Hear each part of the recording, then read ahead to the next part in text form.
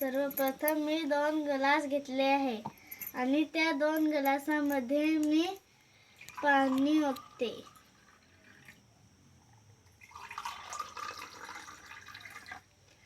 आणि एका ग्लासामध्ये मी चमचा भरून मीठ टाकते आणि ते ढकलून घेते.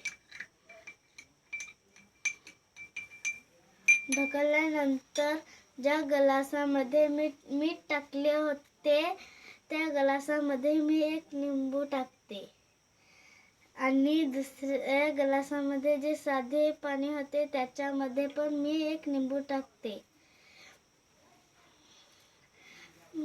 मीठ टाकलेल्या पाण्यामध्ये जे लिंबू होते ते तरंगताना दिसत आहे आणि जे साध्या पाण्यामध्ये लिंबू होते ते खाली पडले आहे.